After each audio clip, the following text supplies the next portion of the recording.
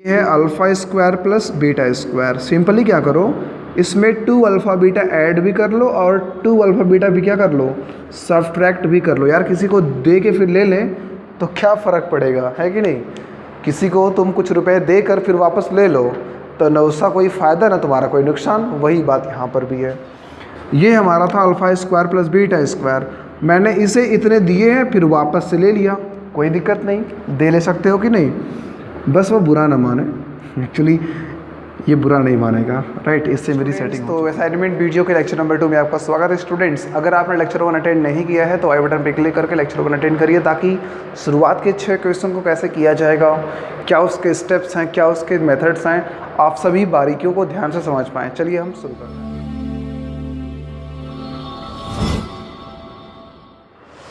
तो गाइस देखिए हमारे पास क्वेश्चन नंबर 7, इसमें बोला जा रहा है कि सॉल्व करके बताइए कि what are the values of x and y. और एक बात, ये थोड़ा सा हमारा अलग टाइप का इक्वेशन है गाइस। इक्वेशन ऐसा है कि देखिए यहाँ पर आपको 2 वेरिएबल तो दिख ही रहे हैं, यानी आपने समझ लिया कि भाई ये लीनियर इक्वेशन इन 2 वेरिएबल का क्वेश्चन है, ठीक है। लेकिन उसके बाद देखिए कुछ अलग टाइप का सवाल है। इसमें है क्या, एक्स और वाई 2 सेपरेट वेरिएबल होने के साथ साथ एक और टर्म हमारे पास ऐसा दिया गया इक्वेशन में जिसमें एक्स और वाई कंपोजिटिवली यानी कि एज ए प्रोडक्ट भी आए हुए हैं। तो स्टूडेंट ऐसे क्वेश्चन को सॉल्व करने के पहले आपको कुछ बातें ध्यान देनी होंगी। वो बातें ये हैं कि जब कभी भी आपको एक्स वाई मिले एज ए प्रोडक्ट तो आप पूरे इक्वेशन में उसी एक्स वाई से डिवाइड करवा दीजिएगा। क्यों डिवाइड करवा देंगे? डिवाइड करवाने से क्या होगा कि जो हमारा इक्वेशन है वो थोड़ा सा रिड्यूसिबल फॉर्म में हो जाएगा, मतलब कि एक सिंपलर फॉर्म में हो जाएगा। ये बात आपको मैं कह रहा हूँ। तो आइए इक्वेशन नंबर 1 और इक्वेशन नंबर 2 दोनों को ही डिवाइड करवा देते हैं। तो मैं थोड़ा सा लिख दूँ यहाँ पे स्टेप्स कि डिवाइड किसे करने वाले हैं। तो डिवाइड हम करने वाले हैं इक्वेशन नंबर 1 और इक्वेशन नंबर 2 को। और डिवाइड किससे करवाने वाले हैं? तो भाई हम डिवाइड करने वाले हैं एक्स वाई से, राइट। अब इसके बाद देखिए जब आप एक्स वाई से डिवाइड करवा देंगे तो होगा क्या, इक्वेशन नंबर 1 हमारा था 8x, अब डिवाइड यहाँ एक्स वाई कर देगा। आगे है -3y, इसको भी डिवाइड कर देगा एक्स वाई। इक्वल था 5xy, इसको भी डिवाइड कौन करेगा? एक्स वाई करेगा। बात आपको समझ में आ गई होगी। इसके बाद देखिए आपका देखिए x से कैंसिल हो जाएगा, y से कैंसिल होगा, एक्स वाई पूरा एक्स वाई से कैंसिल हो जाएगा। यानी ये इक्वेशन आपका बन जाएगा 8y माइनस 3x इक्वल क्या बचेगा आपके पास 5, ठीक है। ओके जैसे आपने इक्वेशन नंबर 1 को रिड्यूस किया है उसी प्रकार से आप इसके नीचे ही लिखेंगे इक्वेशन नंबर 2 को भी रिड्यूस कर लीजिए। मैं यहाँ पे साइड में लिख देता हूँ। इक्वेशन नंबर 2 हमारा था 6x minus 5y equal -2xy। आइए हम सबको डिवाइड करवा देते हैं एक्स वाई से। यहाँ पर भी डिवाइड किया एक्स वाई, यहाँ पर भी डिवाइड कर रहा है एक्स वाई, यहाँ पर भी डिवाइड कर रहा है एक्स वाई। और फिर वही कहानी यहाँ पर भी होने वाली है कि कोई न कोई किसी से कैंसिल होगा। जैसे x कैंसिल हो गया, ये आपको y कैंसिल हो गया, एक्स वाई यहाँ पर पूरा टर्म भी कैंसिल हो गया। ये आपका बचा 6/y, यहाँ आपको मिला -5/x और यहाँ पे आपको क्या मिल जाएगा -2।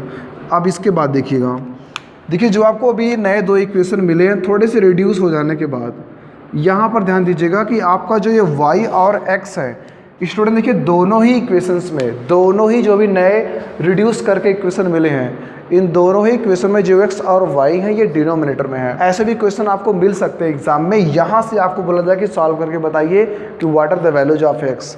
अब यहाँ से क्या करना होता है गाइज, देखिए जब भी आपको डिनोमिनेटर में x और y दिखे तब हमेशा आप विद द डिनोमिनेटर x या y और with the numerator any constant term, आप उस पूरे टर्म को एक नया टर्म यानी कि एक नया वेरिएबल लेट कर लिया करिए।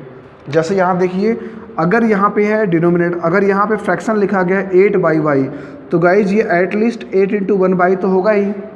ये लिखा है 3/x यानी आप यहाँ पे 3 × 1/x कर सकते हो। अब एक काम आप करिएगा कि 1/y यहाँ से और 1/x यहाँ से इन्हें कोई नया वेरिएबल लेट कर लीजिए। उसी प्रकार से ये 6/y है तो 6/y का मतलब ये 6 × 1/y है और ये 5/x है जिसका मतलब ये 5 × 1/x है। देखिए 1/y आपको इक्वेशन नंबर इसमें भी मिल जाता है, जो भी आपका नंबर 1 इक्वेशन से रिड्यूस होकर मिला है, और 1/y आपको इक्वेशन नंबर 2 से भी मिल जाता है, और 1/x यहाँ भी मिल रहा है, 1/x यहाँ भी मिल रहा है। जब दोनों इक्वेशन में ऐसी बातें हमको कॉमन मिल पाती हैं तभी हम लेट करने के बारे में सोचेंगे। और यहाँ पे इजीली आप लेट कर लीजिएगा कि हम 1/y को a मान लेते हैं और 1/x को क्या मान लेते हैं, कोई नया वेरिएबल b मान लेते हैं। ऐसा कब माना जाएगा, जब आपका डिनोमिनेटर y और x के रूप में हो और दोनों इक्वेशंस के हो, ऐसा नहीं कि सिर्फ एक का ही ऐसा हो। ओके, अब इसके बाद देखिएगा, जब आपने a1/y पूरे को a बोल रखा है तो गाइज यहाँ से 1/y खत्म होगा, यहाँ पर a आ जाएगा, आगे से उसके पास पहले से, मतलब कि पहले से उसके पास 8 था ही, तो ये आपका हो गया 8a। ठीक है ना, बात समझ में आ रही है आपको। तो ये इक्वेशन आपका रिड्यूस होकर क्या बन रहा है, 8a हो गया। ये आपका माइनस यहाँ पे लगा ही था, माइनस लगाइए, 3 लिखिए, 1/x आपका b बन रहा है, यानी ये आपका बन गया 3b, इक्वल था 5, आप 5 लिख दीजिए।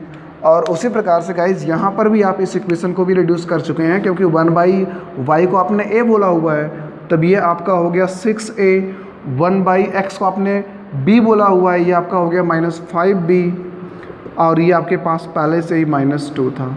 ओके, तो स्टूडेंट्स अब आप इन दो इक्वेशंस को नया नाम दे दीजिए, इक्वेशन नंबर 3 और इक्वेशन नंबर 4।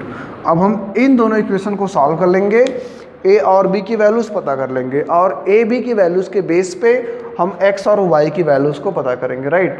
तो पास द वीडियो एंड के ऊपर लिखता हूँ 8a - 3b = 5, और अगला आपका इक्वेशन है 6a - 5b = -2। अब गाइस देखिए, अगर आप इन दो इक्वेशन को सॉल्व करने वाले हैं, चलिए इसको हम एलिमिनेशन मेथड सॉल्व कर लेते हैं। एलिमिनेशन मेथड सॉल्व करने के लिए क्या करना होगा, इन दोनों को आपको किसी न किसी, मतलब या तो वेरिएबल ऑफ a या तो वेरिएबल ऑफ b, किसी एक वेरिएबल के जो कोफिशिएंट्स हैं आप उन्हें बराबर करना चाहते हो। तो देखिए ये है 8 और ये 6, इन दोनों का अगर एलसीएम की बात करें तो भाई वो 24 होता है, यानी दोनों को आराम से 24 हम बना सकते हैं। कैसे, बस आपको जो है अपने इक्वेशन नंबर 3 इसको बोला था ना, और इसे बोला इक्वेशन नंबर 4, बस क्या करना होगा, इक्वेशन नंबर 3 को मल्टीप्लाई आप करेंगे 3 से तो 24 हो जाएगा, और इक्वेशन नंबर 4 को मल्टीप्लाई किससे करेंगे, 24 बनेगा, तो आप बोलेंगे सर 4 से करेंगे, तो बस वही यहाँ पे लिख दीजिए। आपको याद होना चाहिए कि एलिमिनेशन मेथड से सॉल्व करने के लिए दोनों के जो कोफिशिएंट्स हैं, किन दोनों कोफिशिएंट, जिन दो टर्म को आप एलिमिनेट करना चाहते हैं, उनके जो न्यूमेरिकल कोफिशिएंट्स हैं वे आपस में इक्वल होने चाहिए, और इक्वल करने के लिए ही मैं इक्वेशन नंबर 3 को मल्टीप्लाई 3 से कर रहा हूँ और इक्वेशन नंबर 4 को मल्टीप्लाई 4 से कर रहा हूँ। बड़ा अच्छा कोइंसिडेंट बना है कि 3 को मल्टीप्लाई 3 से करो, 4 को मल्टीप्लाई 4 से करो। तो मल्टीप्लाई लिखना तो पड़ेगा ही जो अभी आप करने जा रहे हो। तो multiply equation number 3 by the number 3 and equation number 4 by 4, right. अब इसके बाद देखिए, जब आप इक्वेशन नंबर 3 को मल्टीप्लाई 3 से करोगे, ध्यान दीजिएगा, सिर्फ आप एक टर्म को नहीं बल्कि आप पूरे इक्वेशन को 3 से मल्टीप्लाई करोगे, तो ये आपका हो गया 3 8 जा 24a, ये आपका हो गया 3 3 जा 9b, और ये आपका हो गया 3 5 जा 15, राइट। इक्वेशन नंबर 4 को आइए मल्टीप्लाई 4 से करते हैं, तो गाइज ये आपका हो गया 4 6 जा 24a, ये आपका हो गया 4 5 जा 20b, और ये आपका हो गया 4 2 जा 8। अब इसके बाद क्या करिएगा, जब देखिए आपके ये दो टर्म बराबर हो चुके हैं, जब आपके ये दोनों टर्म बराबर हो चुके हैं तो इनको आप सिंपली सब्ट्रैक्ट कर लीजिए, ताकि इनके हम साइन चेंज कर पाएँ। यहाँ पर माइनस, ये हो गया प्लस, ये हो जाएगा प्लस। क्या आपने किया है, तो आप लिख दीजिएगा यहीं पर कि भाई इनको हम सब्ट्रैक्ट करने वाले हैं। Okay, on subtracting. सब्ट्रैक्ट करने पे क्या होगा, ये आपका पूरा टर्म कैंसिल होगा, ये है माइनस, ये है प्लस, प्लस माइनस आप घटा लेते हैं, यानी कि आप यहाँ पे सिंपली प्लस के 20 में से माइनस का 9 निकालेंगे, आपके पास बचेगा प्लस का 11 भी, और ये है 15 + 8 आपका कितना हो जाएगा, ये 23 हो जाएगा ये तो। ओके चलिए, कुछ कैंसिल तो हो नहीं रहा है। आप b की वैल्यू पता करेंगे, b की वैल्यू आपकी आ जाएगी 23/11, राइट। चलिए हम a की वैल्यू निकालते हैं। आपको मैं बता दूं कि भाई देखिए, हमने 1/x को ही a माना हुआ है, हमने 1/x को हमने 1/y को a माना हुआ है, और 1/x को हमने b माना हुआ है। ये हमें थोड़ा सा चाहिए लास्ट में। ओके, अब इसके बाद देखिएगा, जब आप यहाँ तक कर चुके हैं, आपने वैल्यू ऑफ b पता कर लिया है। अगर आपको वैल्यू ऑफ a चाहिए तो आप सिंपली इक्वेशन नंबर 3 में या फिर इक्वेशन नंबर 4 दोनों में से किसी एक में लाके वैल्यू को पुट करके ए की वैल्यू भी पता कर लीजिए। तो ये थोड़ा आपको लिखना पड़ेगा, आप किसी इक्वेशन में पुट करने वाले हैं, चाहे किसी में पुट कर लीजिए, 3 में या 4 में, राइट, इसी दोनों में से किसी को लेना पड़ेगा, 3 में या फिर 4 में। तो आइए हम बी की वैल्यू को इक्वेशन नंबर 3 में ही पुट कर लेते हैं। तो put value of be in equation number 3, right. अब देखिए इक्वेशन नंबर 3 आपका ये है, 8a था, तो ए की तो वैल्यू आप पुट नहीं कर रहे हो, तो 8a वैसे ही रह जाएगा। माइनस में है 3 लिख दिया आपने। अब यहाँ बारी है b को लिख देने की। b आपका है 23/11, तो जस्ट ऑफ 3 जो 3 टाइम्स b था, तो उसी b को हटाकर आप वहाँ पे b की वैल्यू 23/11 सब्स्टिट्यूट कर दीजिएगा। आगे इक्वल है 5, ये आपको लिख देना है। ओके, थोड़ा सा मल्टीप्लाई करना होगा भाई। देखिए 8a है, 23, 3 आपका होता है कितना 69 डिवाइड बाई 11 इक्वल 5 है। आप यहाँ पे इस मतलब किसको -69/11 को उधर भेजोगे, जाके प्लस करेगा, तो 8a की वैल्यू आपकी आएगी 5 + 69 डिवाइड बाई 11। अभी आपको यहाँ पे ऐड कर लेना है। ऐड आप करोगे तो भाई देखिए 55 + 69 आपका हो जाएगा, डिवाइड बाई 11 बन जाए 11 हो जाएगा।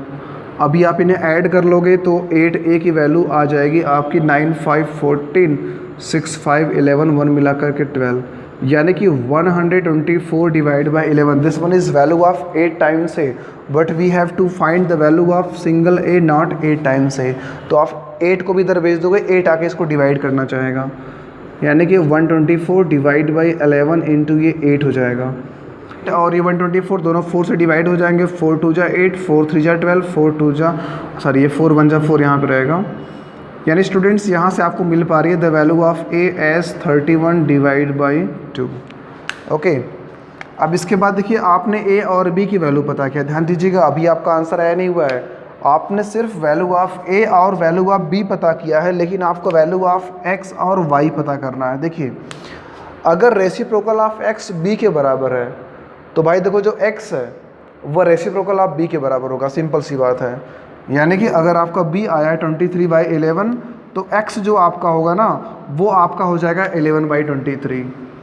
इसके बाद थोड़ा आपको लिखना पड़ेगा इस बात को लेकर के कि अगर हमने ऐसा लेट किया है तो इसकी वैल्यू को हम वापस भी करेंगे और यहाँ से पा जाएंगे कि अगर 1/x = b है, तो आप सिंपली यहाँ पे वैल्यू ऑफ b को लिख दोगे। b मतलब क्या है 23/11, यहाँ पे आप क्या करोगे, लिखोगे 23/11, और जब क्रॉस मल्टीप्लाई करवाओगे तो सिंपली वही फिर मिलेगा आपको 11/23, जिसको हम डायरेक्टली कह सकते हैं कि अगर 1/x है इक्वल 23/11, तो यार जो x होगा ना वो इसका भी रेसिप्रोकल होगा, यानी x आपका आएगा 11/23। And in the same way अगर 1/y इक्वल है a मतलब क्या 31 डिवाइड बाई 2, तो गाइज जो x जो आपका y होगा वो होगा रेसिप्रोकल ऑफ a, यानी कि 2/31।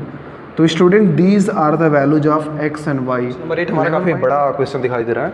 ये बोल रहा है भाई देखो हमारे पास दो इक्वेशन दिए गए हैं, 2x + y = 4 और 2x - y भी इक्वल है 4 के। दोनों इक्वेशन के आपको ग्राफ ड्रा करना है। देखो दोनों स्ट्रेट लाइन है, स्ट्रेट लाइन समझ रहे हैं, दोनों के ग्राफ ड्रा करिए। इसके बाद ग्राफ ड्रा करने के बाद आगे और भी बातें हैं। जब आप ग्राफ ड्रा कर लोगे तो ये जो दोनों लाइनें हैं और ये जो y एक्सिस है, इन तीनों के बीच में एक ट्राइंगल बनेगा। क्या बनेगा, एक ट्राइंगल बनेगा। आपको उस ट्राइंगल के वर्टिसेस भी लिखने हैं, यानी कि उसके कोऑर्डिनेट्स भी लिखने हैं, और फिर उसके बाद उस ट्राइंगल का आपको लास्ट में एरिया भी पता करना है। ये हमारा क्वेश्चन है, काफ़ी लंबा चौड़ा क्वेश्चन है। आइए शुरू करते हैं। देखिए स्टूडेंट, आपके पास जब भी ऐसा कोई क्वेश्चन मिले कि आपको दो इक्वेशन दे दिया जाए और कहा जाए कि इसका आप प्लॉट करके दिखाओ ग्राफ, तो इस केस में आप क्या करोगे कि दोनों इक्वेशन से आप कुछ कोऑर्डिनेट निकालोगे, राइट। दोनों इक्वेशन का सेपरेट अलग अलग कोऑर्डिनेट निकालोगे और ला करके आप उसे कार्टेशियन प्लेन पे, यानी कि 2D प्लेन पे x और y एक्सिस पे लाकर उसे ड्रा कर दोगे। जब ड्रा कर दोगे, चलो पहले इतना करते हैं फिर आपको समझा रहे हैं बात। तो गाइज आपको देखो इक्वेशन नंबर 1 यहाँ पे लिखा है 2x + y = 4 और इक्वेशन नंबर 2 आपको दिया है 2x - y = 4। ग्राफ ड्रा कैसे करते हैं आइए समझते हैं। आइए इसका हम लिखते हैं सोल्यूशन। तो देखिए स्टूडेंट, अगर आपका पहला इक्वेशन है 2x + y = 4, तो आप कैसे ग्राफ ड्रा करोगे। एक काम करिए, आप x या y, देखिए जब भी ग्राफ ड्रा करना हो तो x या y दोनों में से किसी एक वेरिएबल को रोक करके दूसरे वेरिएबल को आप अदर साइड ट्रांसपोज कर दीजिए। तो आप यहाँ पे y को अगर रोक पा रहे हो तो 2x उधर जाके माइनस कर लेगा, यानी कि वैल्यू ऑफ y आ जाएगी आपकी 4 माइनस 2x। ठीक है, अब इसके बाद सिंपली क्या करना है, देखिए अब यहाँ पे बात समझते हैं कि वैल्यू ऑफ जो y है that is depend on value of x। अगर x को आप बहुत छोटा नंबर लेते जा रहे हो तो गाइज y आपका पॉजिटिव रहेगा, अगर x को आप बड़े नंबर में ले रहे हो तो y आपका नेगेटिव होता चला जाएगा, माने कि छोटा होता चला जाएगा। ये आपका है, यानी यहाँ पे हम बोलते हैं ना कि x हमारा एक इंडिपेंडेंट वेरिएबल है और y हमारा डिपेंडेंट वेरिएबल, जिसको हम बोलेंगे कि y is totally dependent on x। छोड़िए वो सब बातें, हम सिंपली क्या करते हैं, आइए टेबुलेट फॉर्म क्रिएट कर लेते हैं और टेबुलेट फॉर्म क्रिएट करके तुरंत से कुछ हम कोऑर्डिनेट निकाल लेते हैं। आपको कोऑर्डिनेट निकालना याद होगा, जैसे आप x की वैल्यू देंगे y की वैल्यू आती जाएगी। आइए कुछ वैल्यू ले लेते हैं, बहुत बड़ा नहीं, छोटा छोटा कुछ वैल्यू ले लेते हैं, 2-3 कोऑर्डिनेट बना लेते हैं। अगर मान लीजिए x को हमने 0 कर लिया, अगर हमने क्या कर लिया, x को 0 कर लीजिए, आपको बता दें हम कि इस केस में आप अपने मन से कुछ वैल्यू पुट करें, क्योंकि अभी ये जो है इक्वेशन, ये लीनियर इक्वेशन है, वो भी 2 वेरिएबल का है। तो अगर एक ही इक्वेशन है लीनियर 2 वेरिएबल का तो उसके इनफाइनाइट सोल्यूशन होते हैं, उसमें से कुछ पॉसिबल सोल्यूशन आप इसके लिए अलग निकाल लीजिए और दूसरे इक्वेशन के लिए अलग से निकाल लेंगे, फिर दोनों को ग्राफ पे ड्रा करेंगे, दोनों ग्राफ जहाँ पर मिलेंगे that is called solution of the both equation, right. ये हम अप्रोच करके सोच रहे हैं। तो अगर आपने x को 0 कर लिया, भाई देखो अगर x आपने यहाँ पे 0 लिया, समझ रहे हैं बात, समझिए थोड़ा सा। अगर मैंने क्या कर लिया, x को 0 कर लिया तो ये 2 × 0 आपका 0 हो जाएगा, तो y आपका बचेगा 4 ना, वही बात मैं कह रहा था। अगर x को आप 0 करेंगे तो y क्या आपका आ जाएगा, 4 आ जाएगा, राइट। चलिए एक और आगे बढ़ाते हैं। अगर मान लीजिए आपने x को 1 ले लिया, अगर आपने x को 1 लिया तो यहाँ पे 2 से मल्टीप्लाई 1 करेगा, 2 1 2 आएगा, और जब 4 - 2 होगा तो आपको 2 मिल जाएगा। तो y की वैल्यू आपकी कितनी आ जाएगी, 2। तो आप जैसा आप वैल्यू ले रहे हैं और जैसी वैल्यू y की वैल्यू आ रही है आप उनके कॉलम में प्रॉपरली फिल करते रहिए, बस इतना आपको ध्यान देना है। ओके, चलिए एक और हम कोऑर्डिनेट निकाल लेते हैं। उसी प्रकार अगर मान लीजिए आपने x को 2 ले लिया, x को यहाँ पे मैंने 2 लिया तो ये 2 × 2 = 4 हो गया, और जैसे आप 4 माइनस करोगे 4 तो आपको क्या मिल जाएगा, 0, यानी y आपका आ जाएगा 0। स्टूडेंट अभी आपने इक्वेशन नंबर 1 के ये 3 कोऑर्डिनेट निकाला, इन्हें कैसे पढ़ेंगे, 0, 4, 1, 2 एंड 2, 0। हमेशा x कोऑर्डिनेट को पहले बोलते हैं, y कोऑर्डिनेट उसके बाद बोलते हैं। आते हैं इक्वेशन नंबर 2 के पास। देखिए इक्वेशन नंबर 2 आपका है 2x - y = 4। आइए यहाँ से भी y की वैल्यू पता करते हैं। तो एक काम करिए ना, y को लेके इधर चले आइए आप, y आपका आगे बन गया प्लस, तो भाई 4 आके यहाँ हो जाएगा माइनस, यानी कि वैल्यू ऑफ y आपको मिलेगी 2x - 4। ओके, अब फिर यहीं से आप टेबलेट फॉर्म क्रिएट करिए और 3 कोऑर्डिनेट इसके भी निकाल लीजिए, छोटे छोटे, बहुत बड़े बड़े नहीं। ये पहले x, इसके बाद y। अगर मान लीजिए x आपने 0 ले लिया, x आपने क्या ले लिया, 0, x आपने 0 लिया तो 2 0 पूरा 0 हो गया, बचा क्या आपके पास -4, किसकी वैल्यू आएगी, y की। तो आप y वाले कॉलम में सिंपली -4 फिल कर लीजिए। बात समझ में आ रही है। अगर x आप मान लीजिए आपने 1 लिया है तो ये 2 1 हो जाएगा 2, और जब 2 माइनस होगा 4 में से तो आपका -2 ही तो आएगा। तो इस प्रकार y की वैल्यू आपकी आ जाएगी -2। तीसरी बात हम करेंगे हम। अगर x मान लीजिए आपने 2 ले लिया है तो ये 2 2 हो गया 4, और 4 - 4 कितना होता है भाई, 0 होता है गाइस। तो y कितना आपका आ जाएगा, 0 आ जाएगा। ओके, आपने दोनों ही इक्वेशंस के अलग अलग कोऑर्डिनेट पता कर लिया। अब सिंपली करते क्या है, आइए इसको हम ग्राफ पे प्लॉट कर देते हैं। थोड़ा इसको मेरेज कर दूं ताकि ये भी मैं ग्राफ बनाने वाला हूँ। याद रखिए आपको ट्राइंगल का बनाना है y एक्सिस के साथ, ट्राइंगल के वर्टिसेस बताने, उसका फिर निकालना है एरिया। इक्वेशन तो मान लीजिए यहाँ पे दिखाई दे ही रहा है। ओके, इतना काम आपको भी करना है। यहाँ तक बात आपको समझ में आ चुकी है। अभी मैंने आंसर में से कुछ भी मिटाया नहीं है। अब है बारी यहाँ पे ग्राफ ड्रा करने की, राइट। आइए एक अप्रॉक्सीमेट ग्राफ हम ड्रा करते हैं। ये आपका y एक्सिस है, ये आपका हो गया x एक्सिस। ओके, थोड़ा लाइन को हम सीधा बनाने का प्रयास करना है क्योंकि ये ग्राफ है ना भाई। अब इसके बाद देखिए थोड़ा सा देख लें तो हमें कुछ नेगेटिव वैल्यू भी लेनी है, कुछ पॉजिटिव वैल्यू भी लेनी है, यानी कि हमको भी घुमा फिरा के चारों कोऑर्डिनेट लिखने पड़ेंगे। तो ये मान लीजिए 1 है, ये 2 है, ये 3 है, और ये हमने मान लीजिए 4। चलिए बढ़ा लेते हैं। इधर हम लेंगे -1, -2, -3, -4, -5, ये 1, ये 2, ये 3, ये 4, ये 5, -1, -2, -3, -4, ये आपका हो गया -5। ये x एक्सिस का पॉजिटिव सिरा है, ये नेगेटिव सिरा है, ये y का पॉजिटिव है, और ये आपका है y का नेगेटिव। सभी के नाम भी लिख लीजिए, 1 2 3 4 5, -1 -2 -3 -4 -5, ये आपका 1 2 3 4 5, ये आपका -1 -2 -3 -4 -5 हो गया। चलिए अभी चलते हैं, पहले इन सारे को ड्रा करते हैं। ये हमारा क्या है, 0, 4, x का 0, y का 4। ध्यान दीजिए x का 0 है, y का 4 है, यानी कि that point will lie on the y axis. वो भी यहाँ पे, कहाँ पे, जहाँ पे y आपका 4 है। देखिए y पॉजिटिव है ये ना, तो यहाँ पे आपका पहला कोऑर्डिनेट हो गया। आप चाहें तो साथ में कोऑर्डिनेट भी लिख सकते हैं, आपका है 0,4। ओके, आगे क्या है, x का 1 y का 2, x का 1 यहाँ पे y का 2 यहाँ पर है, दोनों पॉइंट का जो परपेंडिकुलर यहाँ पर मिलेगा, तो ये क्या आपका है 1,2, राइट। आगे क्या बोल रहा है, x का 2 y का 0, x का 2 यहाँ पे y का 0 यहाँ पे, आपका ओरिजिन आपको समझ में आ ही रहा होगा, मैं बताना भूल गया आपको। तो ये आपका x का 2 y का 0 है, थर्ड पॉइंट आपका यहाँ पे लाई करेगा। तीनों आपने पॉइंट निकाल लिया। अब एक काम करिए, इन तीनों पॉइंट को आपस में ज्वाइन करके एक स्ट्रेट लाइन क्रिएट कर लीजिए। तो देखिए गाइस, ये आपकी स्ट्रेट लाइन जा रही है। ओके, ये किस मतलब ये लाइन किस इक्वेशन का है, तो ये आपका है 2x + y = 4। ये आपका इंडिकेट क्या कर रहा है, 2x + y = 4। यहाँ पर लिख भी सकते हैं, कोई दिक्कत नहीं वैसे होने वाली है। आइए दूसरे पे आते हैं। इसका पहला कोऑर्डिनेट क्या है, 0,-4, यानी कि y पर माइनस, y आपका नेगेटिव तो यहाँ पर होगा, आपको समझ में आ रहा होगा कि y का माइनस लेंगे, 4x हमारा 0 है, यानी कि यहीं पर लाई करेगा पहला पॉइंट। ये क्या आपका है, तो आप बोलोगे सर ये हमारा 0,-4 है। x का 1 y का -2, x का 1 यहाँ पे प्लस का है और y का माइनस यहाँ पर है, तो दूसरा पॉइंट हमारा यहाँ पे लाई करेगा। क्या इसका नाम है, 1,-2। तीसरा x का 2 y का 0, यानी देखिए फिर वही बात है, x का 2 y का 0 आपको यहीं पर था ना, तो वह देखिए इसका भी यहीं पर पॉइंट लाई किया। अब आप फिर से इन तीनों को मिला के हुए एक लाइन पास करवा दीजिए, और ये जो लाइन पास हो रही है वो एक ऐसे पॉइंट से पास हो रही है जो पॉइंट हमारा है, ये देखिए दोनों ही लाइनों के लिए कॉमन पॉइंट है। इसका इक्वेशन क्या आपका है, 2x - y = 4। देखिए आपने ग्राफ ड्रा कर लिया। ग्राफ ड्रा करना काफ़ी आसान काम। देखिए ग्राफ ड्रा करने के बाद फिर आगे बोला जा रहा था कि वो ट्राइंगल बनाओ जो दोनों लाइनों और y एक्सिस पे बनता है, ठीक है। अब इसी को आप बहुत ध्यान से देखिएगा।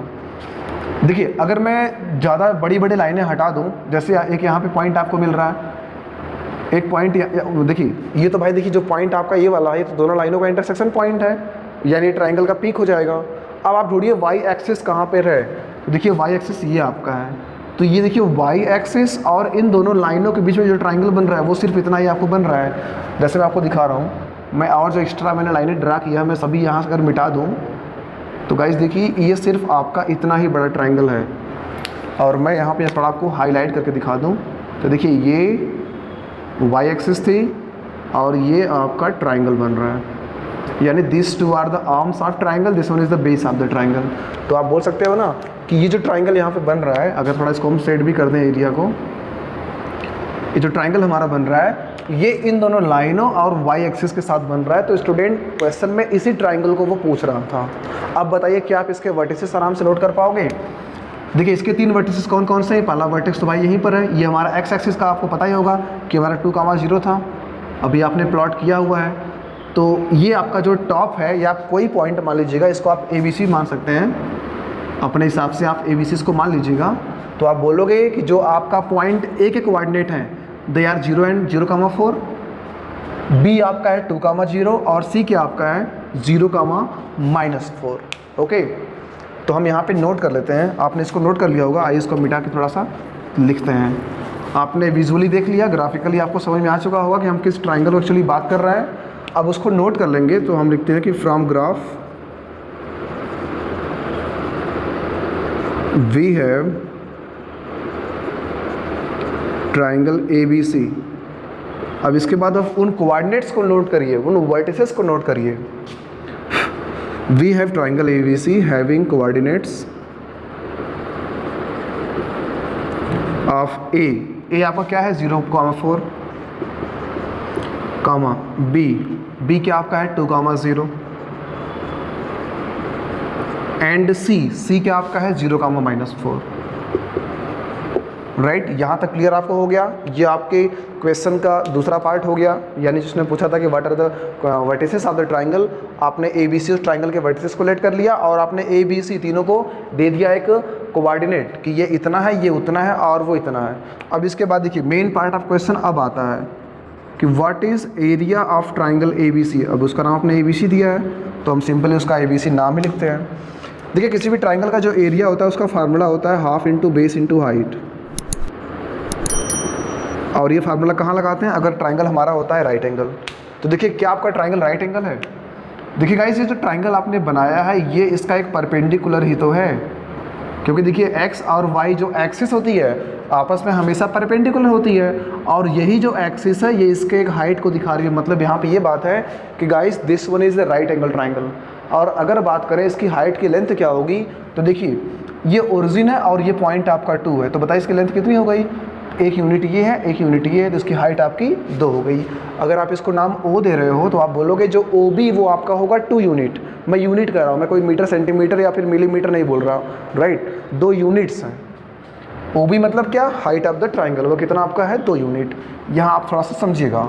अब आएंगे इसके बेस के पास। बेस मतलब क्या, A से लेकर के C तक पूरी लेंथ। अब देखिए A से लेकर के C तक जो पूरी आपकी लेंथ है वो कितनी बड़ी है।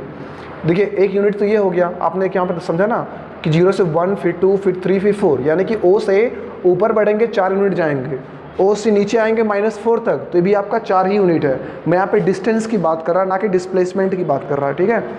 तो गाइस 4 उधर आपका है, 4 इधर आपका है, पूरा मिला के जो लेंथ होगा AC का वो आपका होगा 8 यूनिट। यानी कि जो AC था वो आपका था बेस ऑफ द ट्राइंगल, और यहाँ समझ लिया आपने कि बेस आपका कितना होगा 8 यूनिट्स होगा। तो सिंपली आप लाके यहाँ पे वैल्यू को पुट कर लीजिए, हाफ इंटू बेस। बेस आपने बोला कि भाई वो 8 है तो आपने 8 लिखा, इंटू हाइट। हाइट आपने कितना नोट किया था, OB आपका 2 यूनिट आया था। इसके बाद सिंपली आपका 2 2 से कैंसिल, बचेगा आपके पास 8, यानी गाइस आपका ये आंसर होगा 8 स्क्वायर यूनिट, जो होगा area of the triangle. I hope ये क्वेश्चन आपको समझ में आ गया होगा। क्वेश्चन को आप प्रॉपर्ली नोट करके खुद से भी सॉल्व कर लीजिएगा तो आपको और गाइस बढ़ते हैं अपने क्वेश्चन नंबर 9 की तरफ। क्वेश्चन नंबर 9 हमारा कह रहा है कि if alpha and beta are the zeros of polynomial, और हमारा पॉलिनोमियल डिफाइंड है kx square plus 4x plus 4, okay, such that alpha square plus beta square is 24, तो फाइंड वैल्यू ऑफ k। मैं आपको बता दूं कि भाई देखो alpha square plus beta square equal 24 है, राइट, उसको आप माइंड करिएगा। तो हमें बोल रहा है कि क्या है वैल्यू ऑफ k, ये हमें यहाँ पे फाइंड करना है। थोड़ा इसको आप ध्यान दीजिए।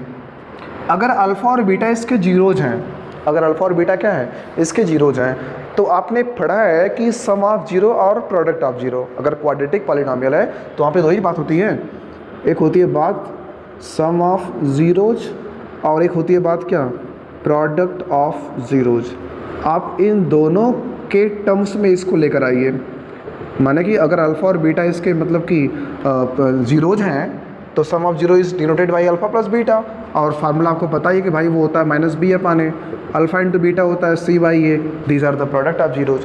तो एक काम करिए, जो आपको ये कंडीशन दी गई है आप इस कंडीशन को भी कुछ इस फॉर्म में जनरेट करिए, और इस फॉर्म में जनरेट करने के लिए क्या किया जाए कि पहले इसको लिखते हैं कि हमें क्या दिया गया है, राइट। मतलब ये मैंने आपको बताया कि ऐसा आपको करना पड़ेगा। तो हमें गिवन दैट क्या है, alpha square plus beta square is what 24, okay. क्या हम इसे कुछ ऐसा बना सकते हैं, आपको फार्मूला दिखा दें हम कि a square plus b square plus 2ab, this one is equal to a plus b to the whole square, right. अब ध्यान दीजिए, ये वैसा कैसे बन सकता है जब यहाँ पे 2ab मिल जाए, यानी कि इसके टर्म्स में बात करूँ तो अगर यहाँ पे 2 अल्फ़ा बीटा मिल जाए तो उसको हम वैसा लिख सकते हैं। कैसे लिख सकते हैं, एक होल स्क्वायर के टर्म्स में लिख सकते हैं। तो वही यहाँ पे मैं करूँगा। और एक बात ध्यान रखिएगा, सिर्फ हम किसी को जोड़ नहीं सकते हैं, अगर मान लो उसमें ऐड कर रहे हो तो आप सब्ट्रैक्ट भी करोगे। तो ये है alpha square plus beta square, simply क्या करो, इसमें 2 अल्फ़ा बीटा ऐड भी कर लो और 2 अल्फ़ा बीटा भी क्या कर लो, सब्ट्रैक्ट भी कर लो। यार किसी को दे के फिर ले लें तो क्या फ़र्क पड़ेगा, है कि नहीं। किसी को तुम कुछ रुपए दे कर फिर वापस ले लो तो न उसका कोई फ़ायदा ना तुम्हारा कोई नुकसान। ये बड़ी अच्छी बात कही आप। नुकसान वही बात यहाँ पर भी है। ये हमारा था alpha square plus beta square, मैंने इसे इतने दिए हैं फिर वापस से ले लिया, कोई दिक्कत नहीं, दे ले सकते हो कि नहीं, बस वो बुरा ना माने। एक्चुअली ये बुरा नहीं मानेगा, राइट, इससे मेरी सेटिंग हो चुकी है।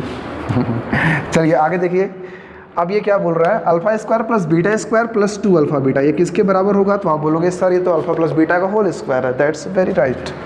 तो ये आपका क्या हो गया, अल्फ़ा प्लस बीटा का बन गया आपका होल स्क्वायर। कहाँ से कहाँ तक, यहाँ से यहाँ तक, और ये आपके पास है -2 अल्फ़ा बीटा इक्वल था 24, आपने यहाँ पे उसको लिख दिया। अब आप यहाँ पे ध्यान दीजिए कि क्या जो आपको इक्वेशन कुछ ऐसा दिया गया था वो अब कुछ इन दोनों के टर्म्स में बन चुका है। तो आप इन दोनों की वैल्यूज़ पता कर लीजिए। आइए वैल्यू हम पता कर लेते हैं।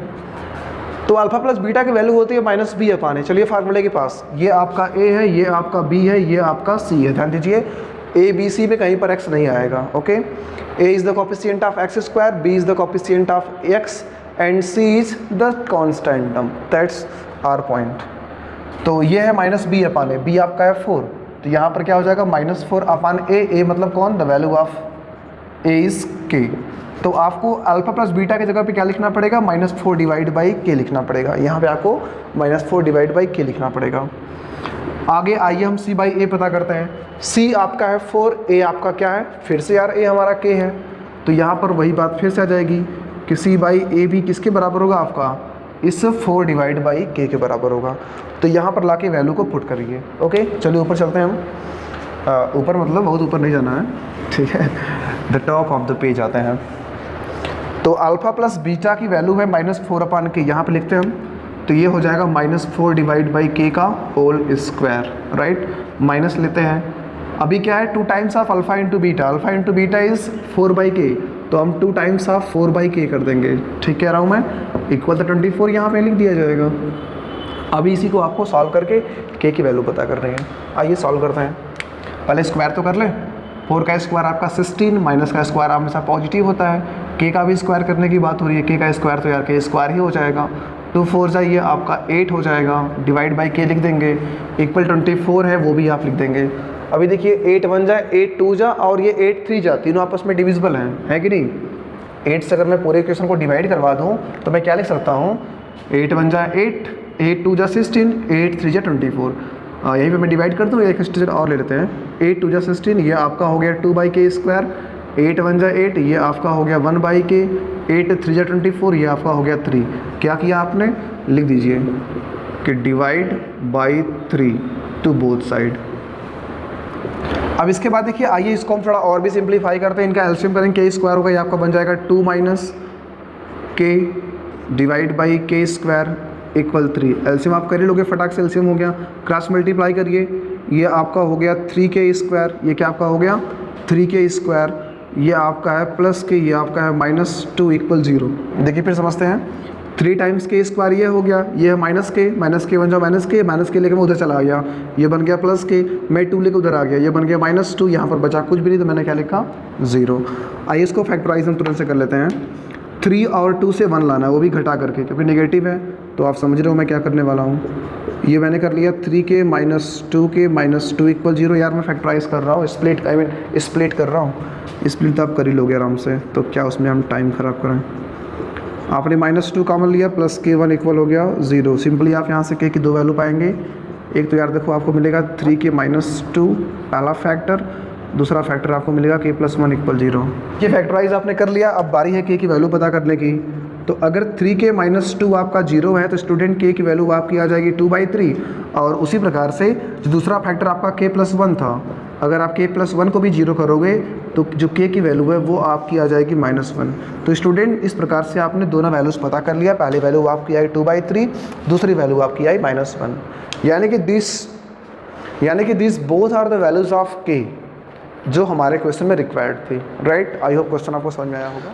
तो बढ़ते हैं अपने आखिरी सवाल की तरफ। देखिए हमारा आखिरी सवाल यानी कि 10वां क्वेश्चन बोल रहा है, ये आपका पॉलिनोमियल है, इस पॉलिनोमियल की डिग्री 2 है, यानी कि इसके 2 जीरोज़ होंगे, और बोल रहा है कि जो इसके जीरोज़ हैं, यानी कि जो दोनों जीरोज़ हैं, स्टूडेंट देखिए वो दोनों जीरोज़ हैं, उनकी जो मैग्नीट्यूड है वो तो भाई बराबर है। मैग्नीट्यूड मतलब क्या, उनकी जो वैल्यूज़ है वो क्या आपस में है, बराबर है। बट अपोजिट इन साइन, ये पढ़िए आप क्या लिखा है, opposite in sign of each other. तो बताइए वैल्यू ऑफ के है, थोड़ा सा समझते हैं कि opposite in sign of each other. देखिए अगर मान लीजिए आप पहले जीरो को समझ लीजिए, बस एक बात कह रहा हूँ मैं, अगर मान लीजिए जो पहला जीरो आपका है 2 है, तो भाई जो दूसरा होगा वो आपका होगा -2। देखिए दोनों के मैग्नीट्यूड बराबर ही हैं, ये भी 2 वो भी 2, बस क्या है कि अगर ये प्लस का 2 है तो भाई वो रहेगा माइनस का 2, ये बात वहाँ पे कही जा रही है। अगर कोई 3 है तो अदर हो जाएगा -3, अगर मान लो पहला वाला -3 है तो अदर वाला हो जाएगा +3। उसी प्रकार से अगर मान लीजिए पहला जीरो अल्फ़ा है तो दूसरा वाला जीरो बीटा नहीं होगा, बल्कि वो क्या होगा आपका -α। बात समझ में आई, ये है इसका मतलब। Opposite in sign of each other, ये इसका मतलब है, बट इक्वल इन मैग्नीट्यूड, इसको आप ध्यान दीजिएगा। तो गाइज यही बात यहाँ पे हमें समझाई जा रही है कि अगर zeros are equal in magnitude but opposite in the sign of each other, तो वैल्यू ऑफ के क्या है। हालांकि ये काफ़ी आसान सवाल है, बस एक बार आप समझ लें ऐसे क्वेश्चन को सॉल्व हम कैसे करते हैं। तो आपको कुछ सिलेक्ट करना पड़ेगा ना जीरोज़ को। आइए हम जीरो सिलेक्ट कर लेते हैं, लेट कर लेते हैं। जो जीरोज़ हैं ZER होता है ना, क्या स्पेलिंग लिख रहा हूँ मैं, जो जीरोज़ हैं इस पॉलिनोमियल के, चलिए उनको हम अल्फ़ा मान लेते हैं। तो गाइस अगर आपने किसी को अल्फ़ा माना, अदर वाला क्या हो जाएगा माइनस अल्फ़ा, जैसा आपको मैंने बताया 2 का -2, 3 का -3, उसी प्रकार से अल्फ़ा का माइनस अल्फ़ा। अगर आप बीटा मान रहे हो तो बीटा का माइनस बीटा, थीटा मानोगे तो माइनस थीटा, जो भी आप मानोगे यार दूसरा ठीक उसका क्या हो जाएगा, अपोजिट इन साइन हो जाएगा। ये बात यहाँ पे मेन बात समझने की है। ओके, अब बोल रहा है बताओ के की वैल्यू क्या है, क्या होगी। ध्यान दो कि आपका है कहाँ पे, मतलब कि आपका ए पर है, बी पर है कि सी पर है। तो आप बोलोगे सर के तो आपका बी वाले प्लेस पर है, यानी इसको कंपेयर करा के अगर हम ABC की वैल्यू की थोड़ा बारे में बात करें तो ऑन कंपेयरिंग, अगर मान लीजिए इसको आप कंपेयर कर लेते हैं तो on comparing we have value of A as 4, value of B as -8K and value of C as -9। तो ये आपने ABC यानी कि these are the values of ABC we have got it from the given polynomial, right. अब आपको इन तीनों values के साथ और ये जो आपके पास equal in magnitude but opposite in sign of zeros हैं, तो गाइज इनको लेके आप एक सिंपल सा फार्मूला लगा दीजिए। और फार्मूला क्या आपका है, सम ऑफ जीरोज़ का। अगर थोड़ा एक बात समझिए, अगर सम ऑफ जीरोज़ के बारे में बात करें तो अगर जीरोज़ आर डिफरेंट तो वहाँ पे अल्फ़ा और बीटा हमारा फार्मूला बोलता है ना कि अल्फ़ा प्लस बीटा इक्वल आपका होता है -B/A। बट ये फार्मूला तब लगेगा if the zeros are different, right. लेकिन यहाँ पे क्या है, पहला जीरो आपका अल्फ़ा तो है लेकिन दूसरा वाला भी आपका क्या है माइनस अल्फ़ा। तो भाई देखो आप बीटा को बीटा नहीं लिखोगे, क्या लिखोगे -अल्फ़ा लिख दोगे, ये बात होगी आपकी। और -B/A यहाँ से आप B की और यहाँ से आप A की ला के वैल्यूज़ में पुट कर लीजिए और सिंपली सॉल्व करिए। अभी देखो ये है प्लस और ये है माइनस, प्लस माइनस आपका माइनस ही होता है, यानी ये आपका हो गया अल्फ़ा माइनस अल्फ़ा। इधर आइए, ये माइनस में B ले रहा है, यानी कि B जो भी उसका नेगेटिव कर दो। तो यार B हमारा खुद नेगेटिव था, और जब आप नेगेटिव का भी नेगेटिव लोगे तो minus into minus is always plus, ये आप ध्यान दीजिएगा। तो B आपका क्या हो जाएगा 8K हो जाएगा जब यहाँ वैल्यू पुट करोगे तब। तो यहाँ आपने लिखा 8K डिवाइड बाई A आपका कितना है 4, यहाँ आपने लिखा 4, राइट। यहाँ थोड़ा सा आप सॉल्व करिए, देखिए alpha minus alpha is always 0, तो यहाँ बचा आपके पास 0। तो यार 0 आपका है 8K डिवाइड बाई 4, 4 1 जा 4, 4 2 जा 8, यानी कि 0 इक्वल ट्वाइस ऑफ K। तो भैया जो K है वो भी आपका 0/2 यानी कि 0 आ जाएगा, राइट। इनफाइनाइट नहीं आएगा, इसको ध्यान दीजिएगा। इनफाइनाइट कब होता, जब आपका वो कुछ बाई 0, जब आपका डिनोमिनेटर होता 0 तब उस फॉर्म का आता, वो इनफाइनाइट बोलते, नॉट डिफाइंड बोलते। वो बहुत बड़ी बात है, वो आपको बाद में हम समझाएंगे किस और दिन। तो गाइस ये आप स्टूडेंट इन सारे क्वेश्चंस को आप प्रॉपरली अपने अपने कॉपी में नोट कर लीजिए। क्वेश्चंस को आप प्रॉपरली खुद से भी सॉल्व करिएगा ताकि आपको बेहतर समझ में आ सके। Okay, thank you very much.